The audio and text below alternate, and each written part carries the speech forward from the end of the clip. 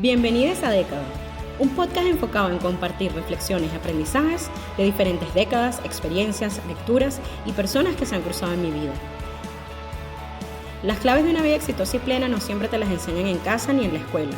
A veces las aprendemos conforme vivimos, observamos, leemos y escuchamos con atención a esos verdaderos maestros que nos rodean diariamente.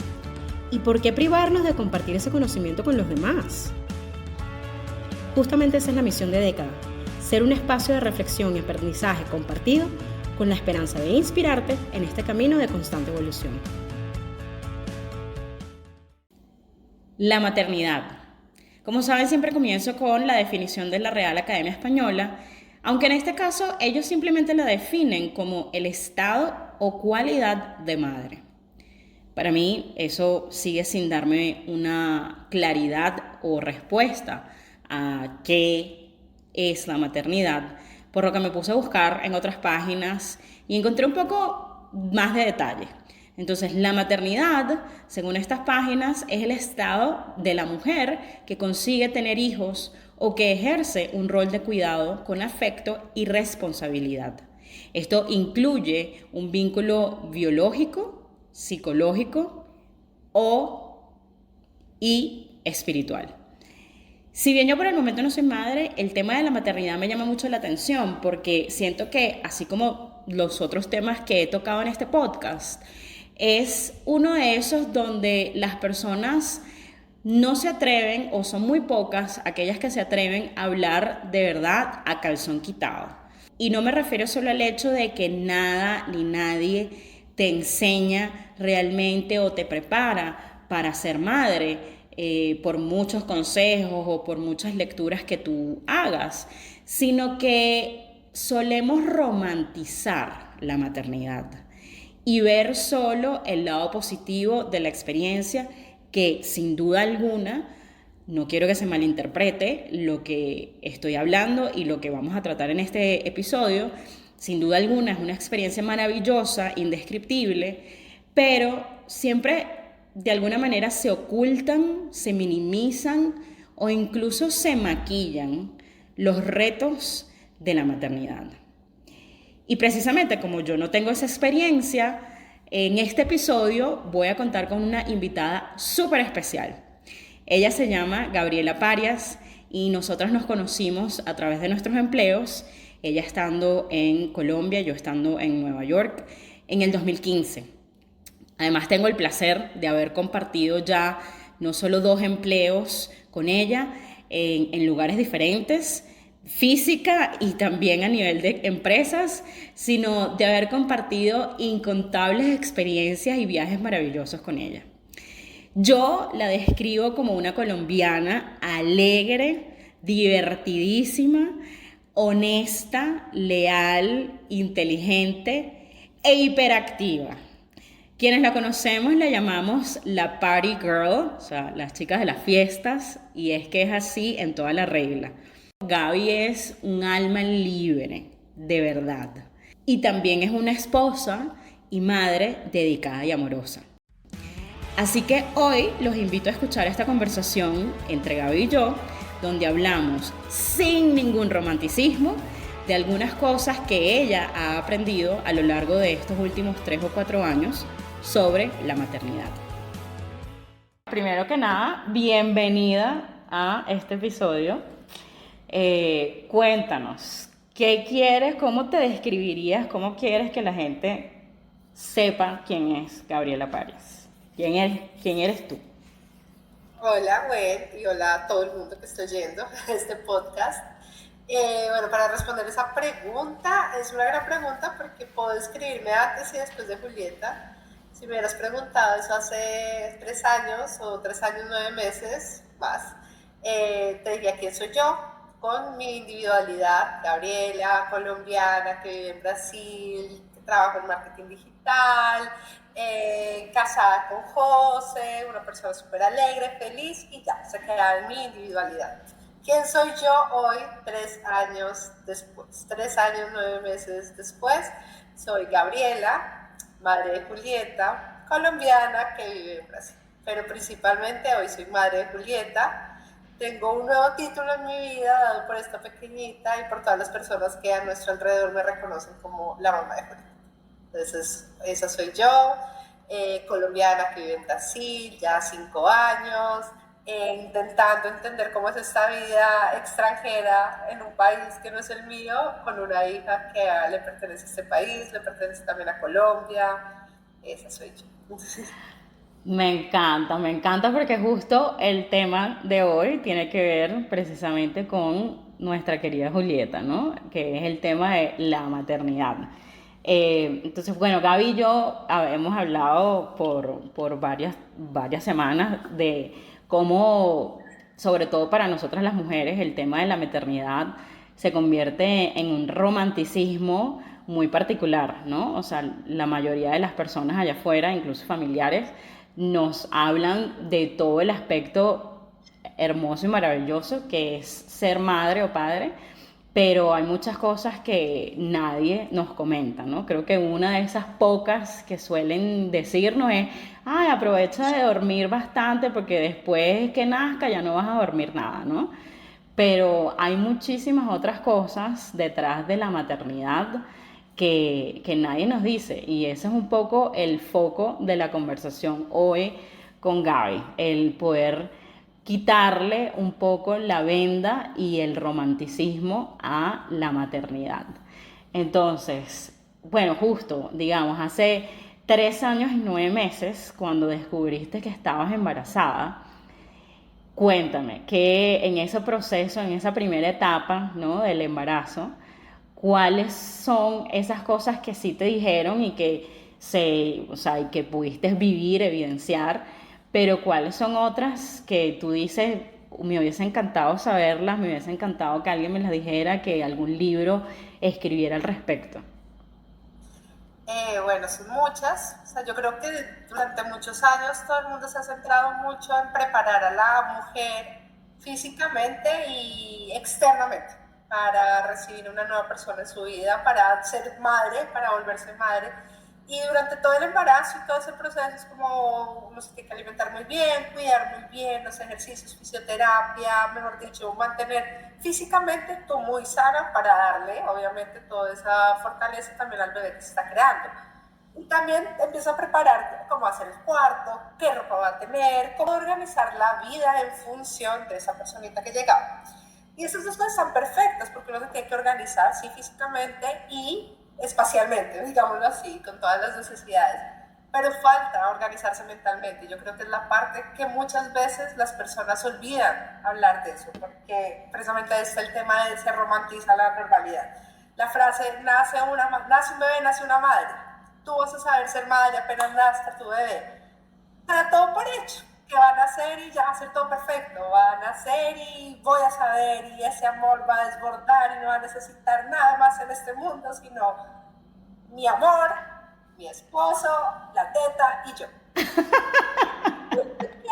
Nadie te prepara mentalmente. ¿Qué es? ¿Cuál es esa preparación de lo que tú tienes que hacer, que tienes que valorar de ti, de lo que tú eres, cómo tú te tienes que fortalecer para recibir a esa nueva persona? Porque finalmente esa persona va a recibir de ti tu energía, tu ejemplo, tu amor.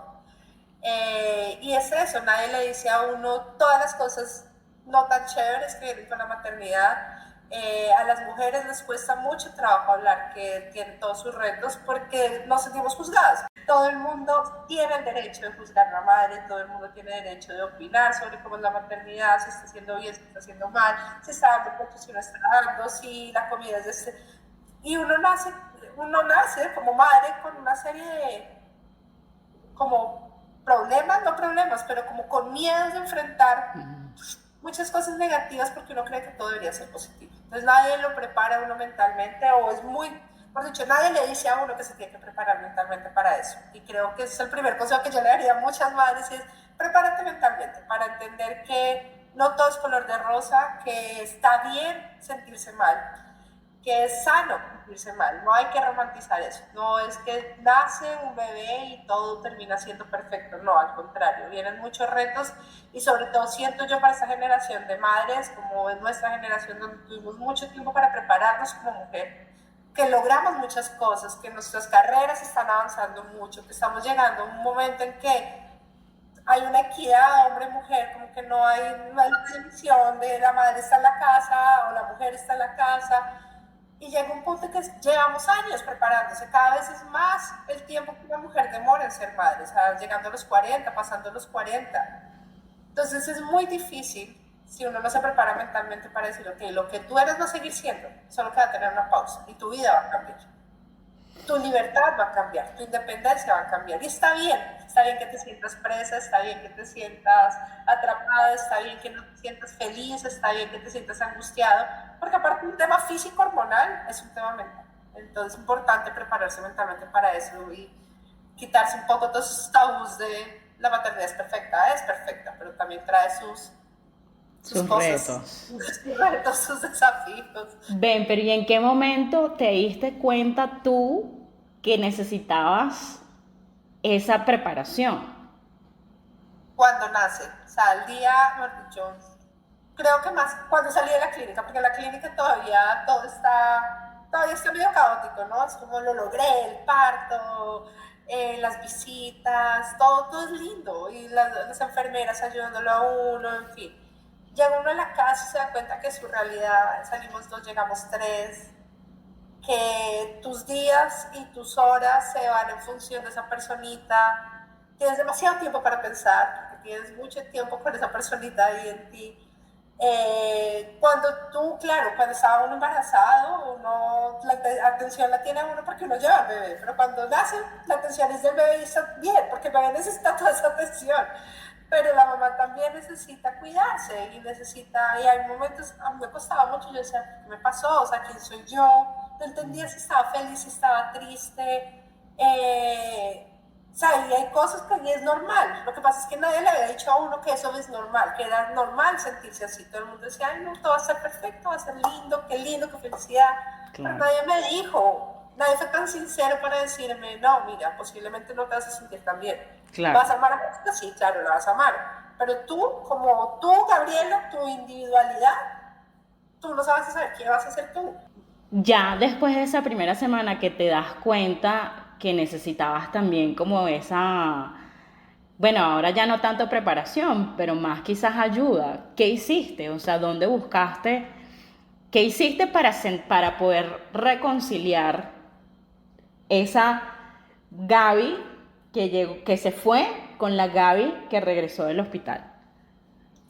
Empezar a hablar, empezar a normalizarlo, o sea, como decir cómo me estoy sintiendo, especialmente con José, con muchas amigas que habían sido mamás recientemente, o bueno, ya habían sido mamá, para preguntar si era normal. Leyendo, empecé a leer más como para entender si eso que estaba sintiendo era normal, como esa angustia, esa preocupación, como era normal, y empezar a disfrutar más, como cargarme más de vivir el momento sin estresarme mucho en lo que iba a pasar. Traté de frenar, o sea, y como blindarme a tantos posibles comentarios negativos o consejos no pedidos, como debería ser de una cosa o debería ser de otra forma. Entendí que esto era un tema de va a fluir entre Julieta, José y yo, vamos a entender cómo va a funcionar. Tengo un mantra y es como uno no ve niños o adultos que todavía usen chupo, por ejemplo, chupeta, no veo adultos que usen pañal. Pensé como cada cosa a su ritmo, cada día trae su afán, disfrutar con qué viene y entender que esa personita absorbe mi energía positivamente, me refiero, como si yo estoy bien, ella está bien. Si yo estoy tranquila, ella está tranquila. Pero si yo hay días que no estoy bien, ella también no va a estar bien. Está todo bien. O sea, eso es normal. O sea, Julieta, así como yo, tiene sus días, así como José, como todos. Entonces, entender que todo se vuelve normal. Y está bien, no está bien. O sea, es como, creo que como hacer las paces con eso un poco. Otras cosas que me sirvió mucho es empezar a recuperar mis espacios, los míos. O sea, como ¿qué quería? Bueno, también es que cuando yo fui mamá llegó la pandemia, entonces no había mucho espacio para recuperar mis espacios. Pero empezar a entender, por ejemplo, no sé, oír música, yo sola, en el cuarto, mientras Julieta estaba lactando, yo sola, listo. Con mi música, con mis cosas, ahí en mi espacio. Empezar como a recuperar un poco como esas pequeñas cosas que eran mías, como que me pertenecían solo a mí. Y que te hacían feliz, ¿no? Que, me hacían feliz y me hacían sentir que yo soy alguien más adicional a esta máquina lechera. Soy alguien más adicional a esta persona que está aquí solo en función de Julieta. Es fácil decirlo ahora, pero es todo es un proceso que lleva hasta también 3 años. Aún me cuesta tener mis espacios con José, salir a tomarme algo con José sin estar mortificando como, Dios mío, Julieta, bueno, se va a quedar sola con la niñera o con los abuelos, qué pena con la niñera, qué pena con los abuelos, pero pues, no, todo bien, o sea, como, es como poco a poco, pero es como ir recuperando esos espacios y pensamientos también. Ok, entonces ahora entremos ya en esta etapa de Julieta recién nacida, ¿no? Y hablemos como quien dice, de ese primer año, yo creo que pues además van creciendo y van cambiando tanto que, bueno, deben pasar mil y un cosas en ese primer año, pero es esa primera etapa de adaptación, ¿no? Y de readaptación, como decías, también a cada uno de ustedes volver a retomar espacios, gustos, etcétera. Ese primer año, empezando por la lactancia, ¿cuáles fueron los retos? ¿Cuáles fueron esas cosas que te hubiese gustado que te dijeran? Bueno, sí, la lactancia definitivamente fue un gran reto. Pensé que era más sencillo. Sí, afortunadamente para la lactancia sí me fui preparando antes. Leía qué pasaba por la experiencia de mis amigas y ya me han dicho no es tan fácil, o sea, realmente no es sencillo. Y creería que es como el tema uno al principio más doloroso y otro es el tema más complicado porque todo gira en torno a la lactancia, ¿no? Tus horarios, los horarios del bebé, en fin. Pero se supera. Entonces, ponerse pequeñas metas, por ejemplo, este primer año, ¿qué hice yo? Entonces, yo me puse una meta, voy a lactar 2 años, porque si no, desde el día uno me iba a enloquecer pensando que me faltaban 700 días de ese proceso. O sea, no, simplemente lo que yo hice fue un día a la vez. Voy a tratar de lograr a los 3 meses. Listo, llegué a los 3 meses de la lactancia. No creo que logro hasta los 4, de los 4 a los 5. No, ya llego a los 6 empezó la alimentación complementaria. Sé que ya la leche no es el alimento principal, pero pues es súper importante. Entonces continuemos y vamos en el flow. Yo soy una persona de ir mucho en el flow, como dejarme llevar, ver qué es lo que pasa y no, o sea, con ambición, pero no ponerme unas metas que me vayan a mortificar, sino simplemente un paso a la vez. Entonces 6 meses, después llegué al año y así fui llegando hasta llegar casi a los 2 años. Sin saberlo, sin darme cuenta, fue cuando, oh, ok, cuando ya tomé la decisión. Otra cosa que me ayudó mucho, creo que, o sea, ahí como que cambió mucho y es una parte también importante de la preparación, sobre todo el primer año, es tener rutinas. Yo era una persona sin rutina. Así como yo iba por el flow en el mundo también, o sea, sin horario, la despertada, nunca he sido muy buena y admiro a las personas que tienen la rutina súper clara, o sea, yo quiero ser así cuando sea grande, no lo logro, no lo he logrado todavía.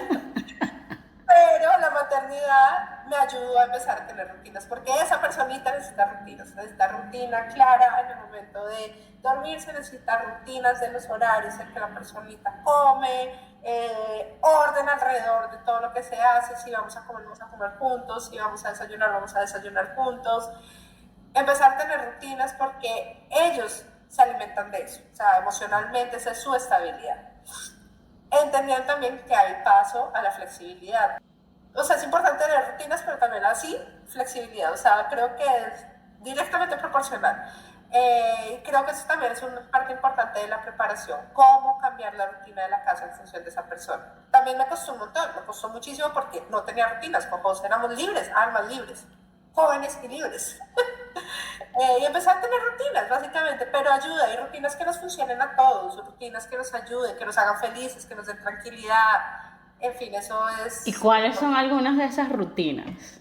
Que, La hora de dormir, por ejemplo, no tiene, mi rutina no es que tiene que ser a las 9 todo el mundo dormido, no, bueno, pero sí hay un proceso claro, lavada de dientes, la pijama, vamos a rezar, vamos a hablar de lo que más nos gustó del día, nos acostamos y ya. Porque la flexibilidad está, pues bueno, no nos acostamos hoy en la cama de Julieta, nos acostamos en la cama de los papás, puede que hoy no está siendo fácil dormir, pues vamos a dar una vuelta en el carro que se duerma, vamos, puede que estemos en la casa de un amigo y más viviendo nosotros aquí, pues ante unos amigos, pues bueno, intentamos que Julieta igual trate de dormirse temprano, pero pues en otro espacio. duramos mucho tiempo viviendo en Colombia por causa de la pandemia, entonces también era, o sea, básicamente la vida nos llevó a que sí tenemos que tener rutinas, pero adaptadas ante cualquier situación. Entonces, si estábamos en Colombia, pues la rutina se adaptaba a la casa de la abuela materna. Si estábamos en la casa de la abuela paterna, pues teníamos que adaptarnos a la rutina. Era como mantener un poco eso, pero siempre mantener nosotros tres como nuestro hogar, nuestra unión y nuestra rutina clara. O sea, los tres presentes en el momento de dormir, los tres presentes en el momento de la despertada para que ella se arregle, ese tipo de cosas. O sea, como mantener, independiente del ruido que haya alrededor, del caos de alrededor, nosotros tres como nuestra rutina y nuestra estabilidad. Me encanta. Y bueno, ¿qué otra cosa en esta etapa, en ese primer año, como mencionaste también, la transición, ¿no? De las comidas, de solo la lactancia materna a la parte ya de la alimentación suplementaria y bueno, ya creo que al final del año Sí, ya están comiendo un poco de todo, ¿no? También no, ya. empiezan a caminar, bueno, a gatear, a caminar. So, hay de todos. Para mí, de por sí, bueno, respondiendo a la primera parte, o sea, este primer año yo creo que una cosa que es súper importante y que también funcionó, vuelvo al punto que había dicho antes, la flexibilidad, no seguir, o sea, quiero que el bebé BWL, se me olvidó ya el término, para comer trozos, si come así bien, si no también, cada bebé nace también con su forma, entonces es como no ser tan estricto en que es que así dicen los libros y así tiene que ser y es que así me dijeron, porque si no uno se va a enloquecer, o sea, tiene que ser mucho más tranquilo, más fluida las cosas, entender el ritmo del bebé, oírlo no porque él no habla, pero en las señales, entender qué le gusta y qué no le gusta y respetar sus tiempos, respetar su espacio, calmarse, si no está calmado el bebé se calma, eso es de verdad, es científico, o sea, es impresionante. Respetar, o sea, respetar, no llenarse de tanta información. Había un momento en que yo me estaba ya sobrecargando porque había demasiada información sobre la alimentación, información sobre qué debería hacer, qué no debería hacer, cómo estimulación, bla, o sea, como se calma todo. Si uno lee mucho, de verdad se estresa, es como Te par saturas. referencias importantes, usarlas, seguirlas, pero seguirlas al ritmo que el niño y los papás les funciona. Sí. Pero es eso, o sea, y es con calma y entender que cada etapa pasa y cada etapa se vuelve mejor que la anterior. Otra cosa que oí y me parecía terrible que me decían era como, se pone peor. No, el año, pero los 2 años son terribles. Uy, no, pero es que los 3 años son terribles. No, o sea, cada etapa tiene sus cosas. Claro. No son terribles, o sea, no son fáciles, clarísimamente, niños grandes, problemas grandes, como dicen, es verdad, pero no son terribles. Cada etapa viene con sus cosas. Es como vamos a disfrutarnos esto, relajarnos, disfrutarnos esto, entender. Llegando al año empiezan a caminar. Para mí eso fue súper desafiador porque todo era un peligro de muerte. O sea, podía matar a la niña. Todo era súper peligroso. Salir a la calle era como, Dios mío, el parque se va a estrellar contra un árbol, contra el pasto. Ya, pero tengo que preguntar, ¿tú tenías, o sea, esa es Gabriela, la mamá de Julieta, o Gabriela antes de ser mamá de Julieta también como sufría de esos miedos de que, ay, cuidado señora, la van a atropellar o algo así? De hecho, esa es Gabriela, la mamá de Julieta. Yo antes pensé que iba a ser más asustada. Yo pensé que me iba a dar más nervios todo. O sea, yo pensé que no iba a poder. O sea, realmente yo antes de ser mamá, yo decía, Dios mío, ¿cómo hacen con los niños? ¿Cómo salen a la calle con los niños? Con el mundo tan difícil que está. Yo era mega asustada por todo. Y ahora me volví más tranquila porque si yo le transmito las angustias y miedos, Claro, la niña no hace nada. claro. Entonces, básicamente me tocó ser, pero claro, me volví más observadora de miedos que yo no tenía y empezar a entender cómo los afronto. Entonces, cuando está en el parque, en el mar, en la playa, cosas que a mí naturalmente me darían miedo, porque yo soy como, no, ya, la ola, se la dejo al papá. El papá es más tranquilo, el papá es más flexible, el papá sabrá qué hacer. Y mi papá también es papá, y eso es importantísimo. O sea, la mamá no tiene la responsabilidad 100%, y tampoco es que sea la persona que más ama a esa personita, los dos aman por igual. O sea, hay que empezar a entender eso, y los dos tienen el mismo grado de amor, responsabilidad, cuidado a su forma, cada uno a su forma, pero es importante. Entonces es importante, no es que con la mamá siempre va a estar bien, con el papá no. El papá sabrá cómo hace su forma, pero el bebé va a estar bien. Y es respetar esas individualidades también. Justo, o sea, yo creo que la clave de lo que has dicho de esta segunda etapa ya es conocerse uno mismo y además de eso buscar la manera de manejar correctamente las emociones. ¿Qué sientes que te ayudó a ti bueno, a conocerte en esta nueva etapa y a manejar mejor esas emociones? Creo que dices, bueno, la alianza, ¿no? Y el respeto a la igualdad, en este caso con tu esposo, lo escucho como un elemento fundamental, pero qué otras cosas te ayudaron en ese proceso? Creo que oírme a mí misma, o sea, como yo hablo mucho conmigo misma y como que trato de poner todo en perspectiva, como también desde afuera, no o sea, como no dejarme llevar mucho por la emoción. Obviamente esto es difícil porque no siempre se logra, o sea, pero como que ser un poco más práctica en mi cabeza, oír las señales de uno mismo, como ver en qué momento no me siento tan cómoda con algo que estaba pasando, entender por qué no me estoy sintiendo tan cómoda y como organizar mentalmente. Hablarlo mucho con José, hablarlo con las amigas, es importante hablarlo con las amigas. Siento que hablarlo con amigas que logren también tener un nivel de sinceridad importante y no con esas amigas que dicen, ay no, esto es lo mejor que me ha pasado, es que ser mamá es lo mejor, es que mis princesitas, mis príncipes, mis niños. No, ay, no. Porque si tú no quieres ser esa mamá y te está costando, pues no te alimentes de cosas que no te van a ayudar. Acércate a personas que tú sabes que te van a ayudar a expresar lo mismo, Claro. ver, no sé, como eso es importante. Como... Súper. Ahora, bueno, ya la etapa más reciente, que es una personita, pero que ahora es completamente independiente, que además se sabe expresar, y que bueno, que realmente ahora sí que yo diría el rol de los padres empieza a ser más de educadores que de necesariamente, como decías antes, solo proveedores o solo los guardianes, ¿no? O sea, ahora empieza como más también esa etapa de educación. ¿Cómo describirías esa etapa?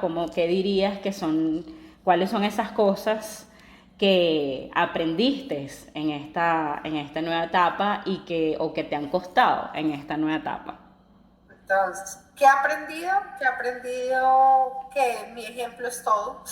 El ejemplo de José es todo, o sea, como educadores, porque ahora sí, de verdad, o sea, obviamente siempre se va como desde el día cero, porque esas personas se van alimentando a lo que ven cada día, pero más ahora que ya entienden más, entonces el ejemplo es súper importante. Entonces, como yo quiero que ella resuelva los problemas, pues de la forma en que yo, mejor dicho, yo tengo que dar el ejemplo de cómo me gustaría que esa personita resolviera los problemas. Entonces, entender que es una persona, pero que también hay que, o sea, ya empezarles a hablar, no duro, pero sí con claridad, o sea, como hay consecuencias, o sea, si tú haces esto va a pasar lo siguiente, o sea, como entender que está bien que te lleven al límite, o sea, está bien explotar, o sea, ese es otro, o sea, entonces no, tú tienes que hablarle al niño de tú a tú y acercarte, hay momentos en que explota, o sea, es normal, o sea, no todo puede ser como, vamos a negociar, no, y no, van, o sea, ellos también lo están probando a uno, y ellos también están aprendiendo a vivir, entonces como está bien explotar, pero así como explotas,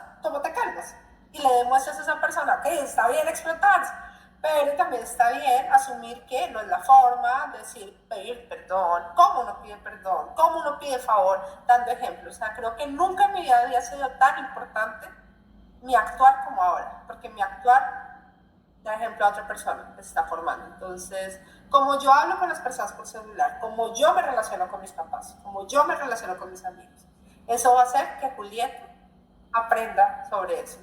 Es o sea, es el ejemplo, de verdad, el ejemplo, hablarlo, ser aliado del jardín donde los niños están para que cumplan como tu pensamiento, cumplan no, para que estén alineados con tu pensamiento, con tu forma de crianza, en fin. Pero ese es un punto muy importante porque también es parte de esta nueva etapa. O sea, qué no te dijeron de esa transición al colegio que no es, o sea, no es real y deberíamos hablar más al respecto.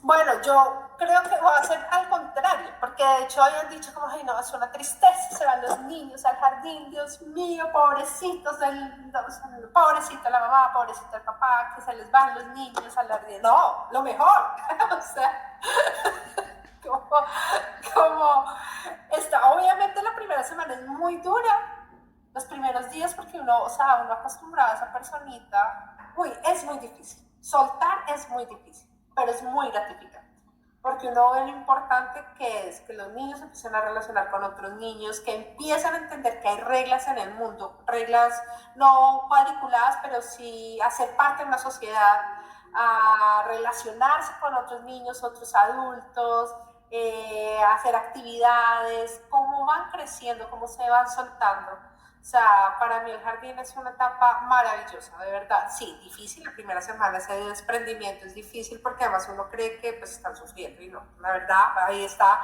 parte de los mitos, no sufren, o sea, al contrario, obviamente, claro, lo ven a uno y como me decían los profesores, pasa feliz todo el día.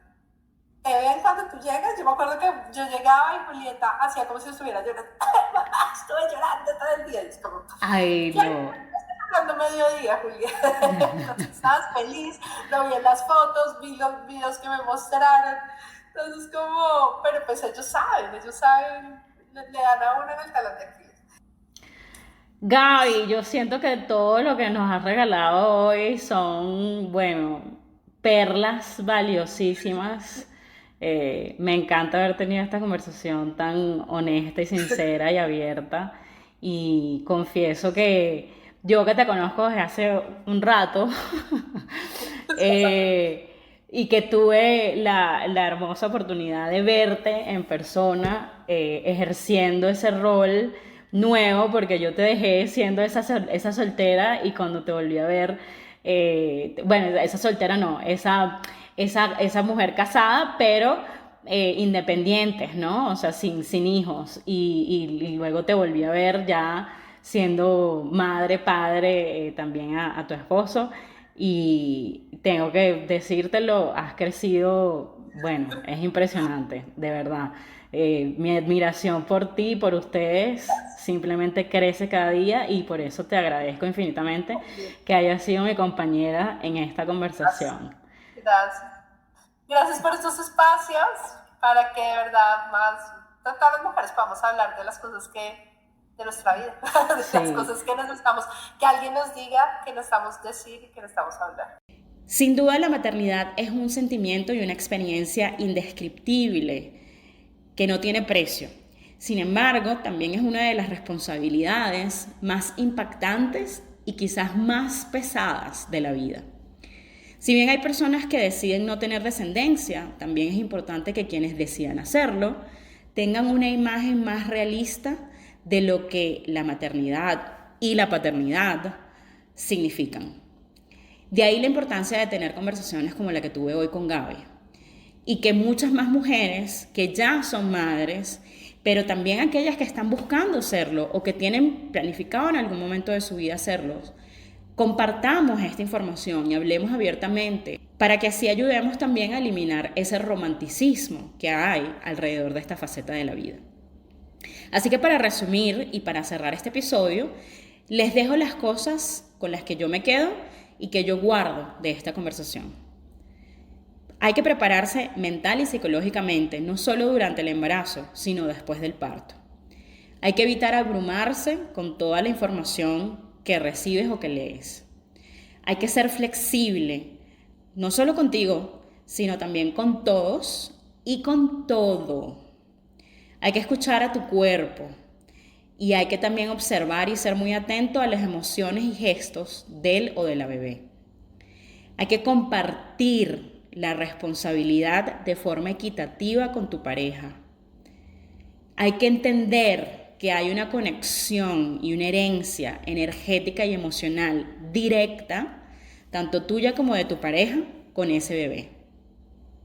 Hay que respetar la individualidad de cada persona y hay que aceptar, dentro de ese respeto a esa individualidad, que las formas de cada uno son completamente únicas y que no pueden ser medidas sobre la base de las expectativas personales.